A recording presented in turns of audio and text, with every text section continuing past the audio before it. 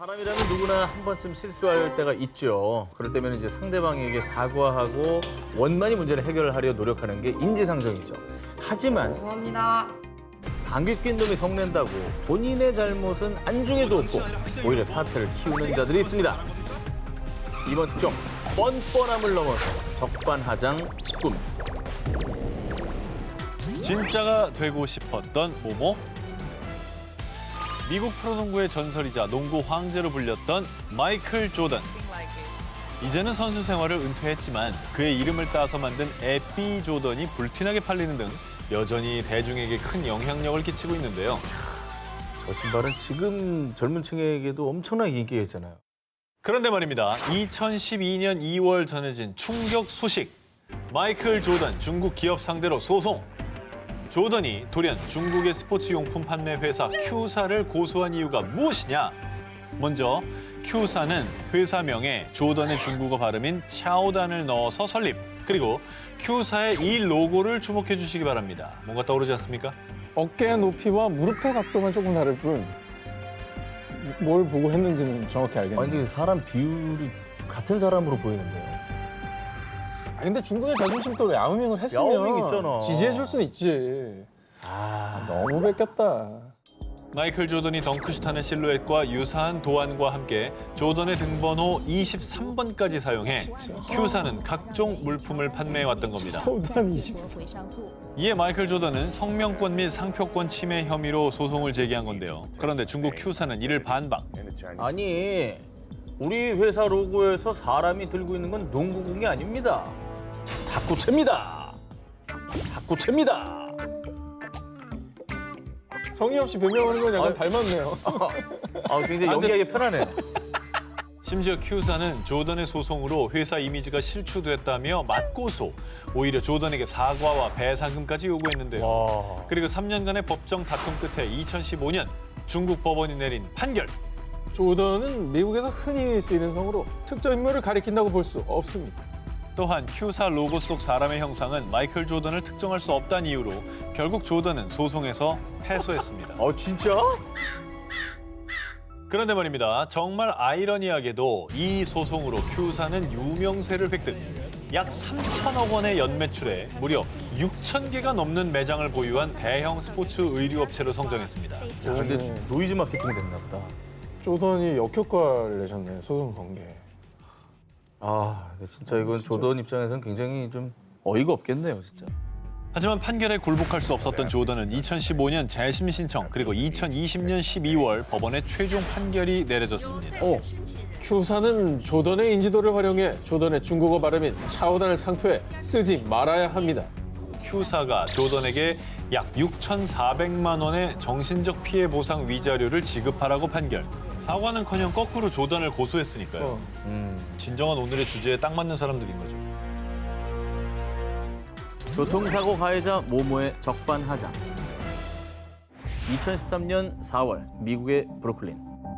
31살 남성 로버트 잭슨은 도로 주차장에 주차된 자동차 조수석에서 여자친구를 기다리고 있었습니다. 그때 일방통행인 도로에서 웬 차량 한 대가 역주행. 급기야 그 차는 마주오던 트럭을 피하려다가 잭슨이 탄 차량과 접촉 사고를 내고 말았습니다. 일반 도로인데 역주행이라니까 이거는 진짜 큰 잘못이고 그렇죠. 지금 접촉사고라고 하셨잖아요. 접촉사고인 게 정말 천만다행인 거예요. 역주행은 큰 사고 나요. 진짜. 가만히 이제 주차해 놓은 차에 타고 있었던 거잖아요. 그냥 정말 자다가 날벼락 맞은 거죠. 그렇죠. 자, 그런데 말입니다. 이거 여자친구 차인데 제가 잘 얘기할 테니 자동차 긁힌 것만 보상을 해주시면 됩니다. 아니 무슨 소리야? 당신이 우리 차에 달려들었잖아. 가해 차량에서 내린 두 남성은 정말 뻔뻔하게도 사고를 내놓고는 오히려 피해자인 잭슨에게 죄를 뒤집어 씌우려고 한 겁니다. 야, 이거 황당해서 약간 말도 안 나왔을 것 같은데. 역주행에서 본인이 잘못해서 사고까지 냈으면은 이거 정말 싹싹싹싹 빌어가지고 이 정도면 진짜 고맙습니다 하고 와야 되는 거예요. 배송만 하고. 그러니까요. 근데 블랙박스나 CCTV 사고 장면 찍혔죠?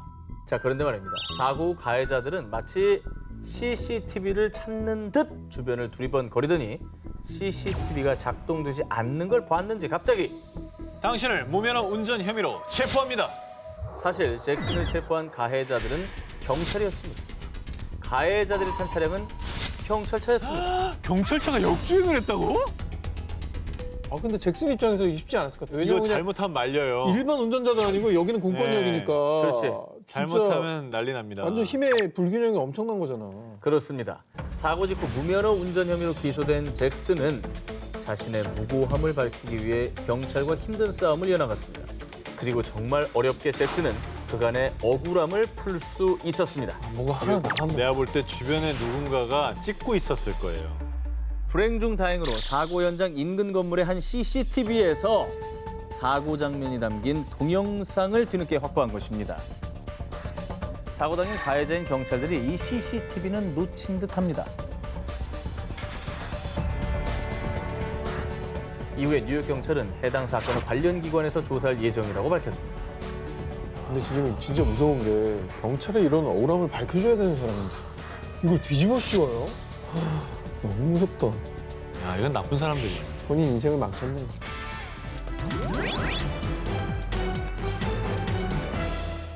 2021년 8월 미국 매사추세츠주 가족과 함께 장을 보고 나온 줄리는 두 남녀가 자신의 차 문을 멋대로 연 모습에 대분노. 급기야 주차장에서 말다툼을 벌였는데요. 남의 차 문을 열었다고요? 근데 도둑인데 왜 말다툼을 해요? 미안하다고 그래야지. 도둑이 아니, 도망가든가? 도망가야 되는 거지.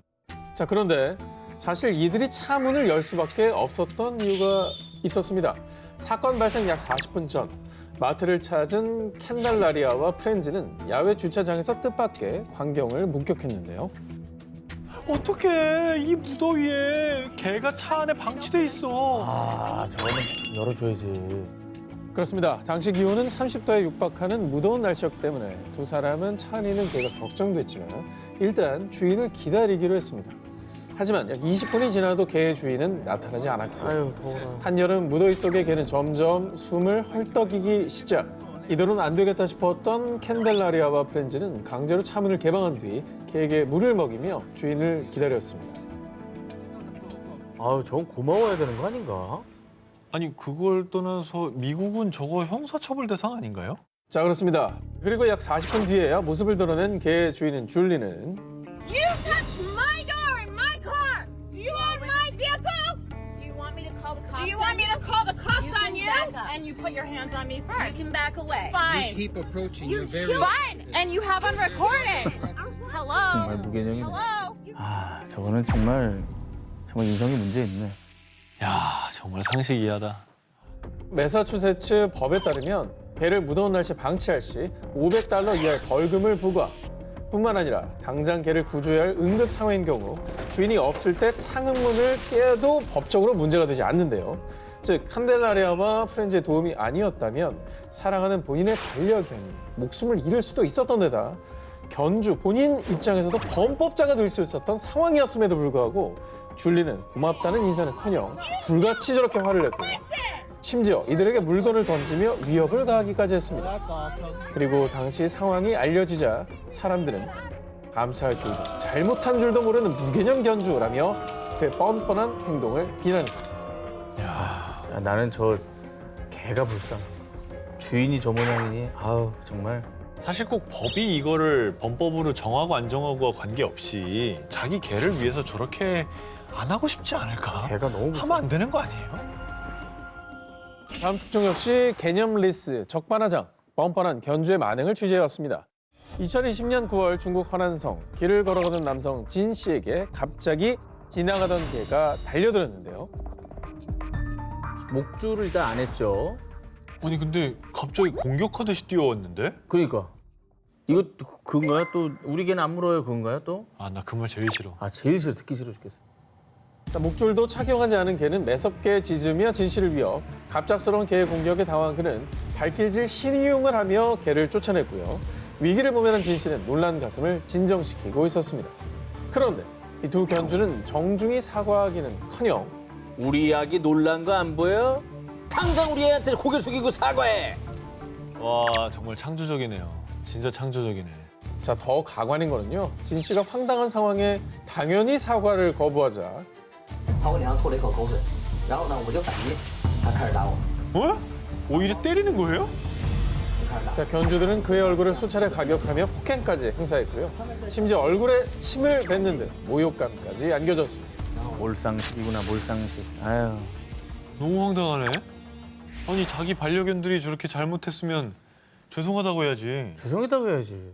당시 지나가던 행인들의 신고에 공안이 출동해 조사를 벌였고요. 진 씨의 상해 정도가 경미하다는 이유로 견주들에게 각각 8일과 5일의 구류와 약 8만 5천 원의 벌금을 부과하는 데 그쳤습니다. 에휴. 이에 분노한 진 씨는 소송도 불사하겠다라는 뜻을 밝혔고요. 사람들 역시 뻔뻔한 견주들에 대한 처벌을 강화하라. 타인을 배려하지 않는 사람은 생명을 키울 자격이 없다라며 목소리를 높였습니다. 그리고 두 뻔뻔한 견주 외에도 중국 내에서 견주들의 관리 소홀로 반려견 관련 사고가 끊이질 않자 중국 정부는 동물법을 제정. 2021년 5월부터 반려견과 외출 시 목줄 착용을 의무화하는 등의 동물법을 시행하고 있지만요. 여전히 무책임한 견주들로 인한 반려견 사고는 끊이질 않고 있습니다.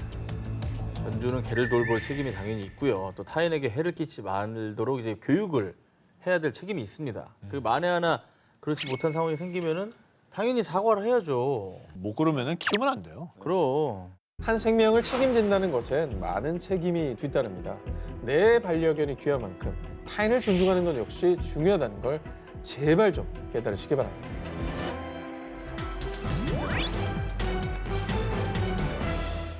지난해 8월 18일 베트남 북부 방린성 한 여성이 식당 바닥에 무릎을 꿇고 한 남성에게 호되게 야단을 맞았습니다. 아니 종업원이 뭐 잘못해서 지금 사장님한테 혼나는 건가요? 아니면 먹고서 뭐 돈 안 내고 먹튀라고 하잖아요. 자, 여성의 이름은 정티 히엔. 그녀가 무릎 꿇게 된 사연은 무엇이었냐? 얼마 전 히엔은 H 식당을 방문한 후 자신의 SNS에 후기를 올렸습니다. 아, H 식당 음식에서 벌레가 나왔는데 식당 직원이 사과는커녕 음식값까지 다 받더라고요. 정말 기분 나빴어요. 히엔의 후기를 본 식당 주인은 그녀에게 다시 식당에 와달라고 요청했고요. 식당을 찾아간 히엔은 식당 주인 앞에서 무릎을 꿇고 온갖 비난을 듣게 된 겁니다. 야 이거는 또 뭐죠? 설마 진짜 나쁜 옥이 있었다고 식당 주인이 손님 겁박하는 뭐 그런 건가요? 아니면은 그 블랙 컨슈머 있잖아요. 히엔이 오히려 이 식당을 음해할 목적으로 벌레를 넣고 악의적으로 후기 써서 뭐 그런 식의 보상을 타내려는 사람이 또 있잖아요. 음식에서 벌레가 나온 건 사실이었습니다. 네? 히엔은 SNS에 후기를 쓴 뒤 식당 주인이 식당으로 오라고 하자 당연히 사과를 받을 거라 생각하고 다시 식당을 찾았는데요. 그런데 지난 10년 동안 우리 음식에 뭐라고 한 사람이 없었다고? 네가 감히 내 음식에 지적을 해? 식당 주인의 강압적인 태도에 무서웠던 히엔은 그의 앞에서 무릎을 꿇고 머리를 조아리며 사과문까지 작성해야 했습니다. 아, 이게 앞에 계신 분이 피해자신 거죠? 그러니까. 야 이거 너무 어이없는데? 아니 근데 가게의 잘못이잖아요. 벌레가 나온 건 이 위생의 문제고 정말 전적으로 저 가게가 잘못한 건데. 여기서 끝이 아닙니다. 식당 주인 티엔은 마치 자신의 행동이 자랑스럽다는 듯 이 모든 과정을 영상으로 촬영해서 자신의 SNS에 생중계합니다. 그리고 심지어 히엔을 폭행까지 했고요. 정말? 결국 그녀는 식당에서 나온 뒤 응급치료를 받아야 했습니다. 아니 왜 자기의 범죄 현장을 라이브 방송을 해요? 자기 딴에는 이게 무슨 주인으로서 뭔가 보여줬다 이렇게 생각하는 건데 저건 그냥 범죄잖아요, 범죄. 범죄죠. 그리고 저 사람 동의 없이 저 사람 얼굴 왜 올려 또. 그것도 말이 안 돼요.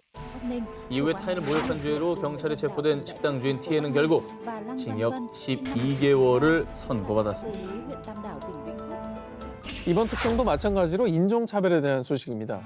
지난 3월 17일 미국 텍사스주 아프리카계 미국인 여성 5명이 한 미용용품 매장을 방문했는데요. 그런데 갑자기 흥분한 그녀들이 목소리를 높이며 물건들을 집어던졌고 매장은 아수라장이 됐습니다. 혹시 아프리카계 미국인이다. 그래서 인종차별 받은 건가요? 그래서 화가 난 거죠? 그럴 수도 있죠. 그럴 수도 있죠. 자, 결국 그녀들은 신고를 받고 출동한 경찰에게 체포됐는데요. 그런데 우리가 가게 안으로 들어가니까 이 사람들이 저희를 괴롭히기 시작했다고요. 한국의 인종차별은 정말 참 안 없어지네요, 진짜. 그러니까. 근데 어쨌든 매장에 난동 부린 건 뭐 잘한 거라고 볼 수 없죠. 하지만 억울한 마음만큼 이해가 됩니다. 얼마나 억울하면 네. 난동을 피웠겠습니까? 자, 그런데 말입니다. 이 사건에 반전이 있었습니다.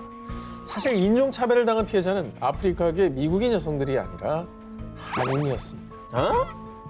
뭐야? 한인이었다고? 자, 사건의 전말은 이렇습니다.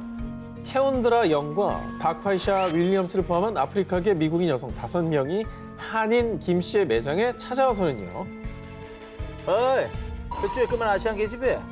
우리 구역에서 영업하지 말고 당장 꺼져, 이씨. 근데 웃긴 거는 이제 인종차별 당해본 사람들이 똑같이 인종차별을 하고 있는 게 웃긴 거죠. 아니 근데 너무 괘씸한 건 본인들이 아프리카계 미국인이라는 그 신분을 이용해가지고 뒤집어 씌우려고 했다는 게 너무 괘씸한 거예요. 자, 그녀들의 횡포는 이뿐이 아니었습니다. eventually charging Kim, punching her 뭐야? 8 times, still beating on her with her fists as she lay on the ground. 너무 이상한데? 저래놓고 무슨 자기가 차별을 받아. 무자비하게 폭행을 당한 주인 김 씨는 결국 코뼈까지 부러졌고요. 폭행을 말리려고 달려온 김 씨 아들 역시 얼굴에 상처를 입고 말았습니다. 주인 김 씨의 신고로 체포당한 이들은 오히려 인종차별을 당했다고 뻔뻔하게 주장했지만 결국 진실이 밝혀지며 폭행 혐의로 기소됐습니다. 아, 너무 몰상식하다. 아니 진짜 이 작년부터 이 사건 말고도 너무나 그 아시아 사람들을 향한 무차별적인 폭행이 많아요. 이거 증오범죄라고 봐야 되는 건데 이게 진짜 너무 많이 일어납니다. 자기보다 더 약한 대상을 찾아서 공격하는 게 이게 꼭 옳은 일이 아니잖아요. 비겁한 거죠. 정말 비겁한 행동이라는 걸 꼭 깨달을 필요가 있을 것 같습니다. 유족을 모모한 소년 살인범의 최후. 2017년 7월 미국 17세 소년 단테 라이트는 1년여 전 18세 소년 조던 콜리의 옷을 갈취하는 과정에서 그를 살해한 혐의로 법정에 섰습니다. 사랑하는 아들을 너무도 허망하게 떠나보내게 된 엄마 캐런 클리는 법정에서 눈물로 호소했습니다. 에이구. I've lost my only child, my son, my baby, my friend. More than that, I've lost laughter and love. 어머니가 눈물을 참질 못하시네. 계속 눈물이 나시네 그냥. 가슴에 묻을 수밖에 없잖아요. 사랑하는 자식을 떠나보낸 그 마음은 어떻게 헤아릴 수 있겠습니까? 이루 말할 수 없는 슬픔에 재판 내내 눈물을 흘린 유족들. 하지만 제가 가진 모든 사랑과 웃음을 잃었습니다. On the nights I managed to 하지만 sleep, I wake up 모두의 hearing 미래를 my son 위해 scream for me. 아이들을 Says I have to 용서하겠습니다. realize all the 그건 쉽지 않을 텐데. 어? 사실 저도 아이를 키우는 부모 입장에서 이게 어떻게 다가올지 뭐 100% 이해한다고는 말씀 못 드리겠지만 아, 이건 정말 큰 결정을 내리신 거예요. 그 가해자들은 평생 가품에 살아야 돼요. 그게 중요합니다. 평생. 유족들이 흐느끼며 말을 이어가는 first time 그때 in my life. I feel hate in my heart. Here 왜 웃어? I hope that every time you want for a jacket, you say, 너무 저 웃음이 끔찍하고 소름 every time 돋네요. you want for shoes. 처벌도 반성을 하라고 내리는 건데 그럼 이게 약간 의미가 뭐가 있나 싶어요.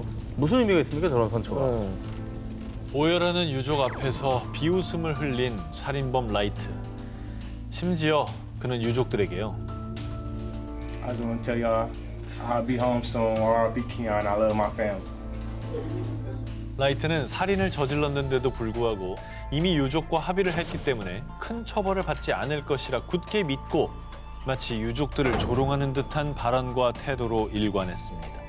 합의했고 미성년이니 크게 뭐 별일 없겠지 이걸 알고 저렇게 까부는 거군요. 아 근데 처벌이라도 좀 판사님이 세게 내렸으면 좋겠다. 아. 갑자기 그 생각이 드는데요. 그렇습니다. 그런데 역시나 법은 냉정하고 엄격했습니다. 라이트를 유심히 지켜보던 판사는요. Bargained for, sentenced by the parties, but watching you sit there, smile, and laugh, and shake your head like this was no big deal, I'm very tempted to just say, I'm not going to accept this sentence agreement. We'll go to trial, and if you're convicted of felony murder, you'll go to prison for the rest of your life. That means you'll die there. That's what I'm tempted to do.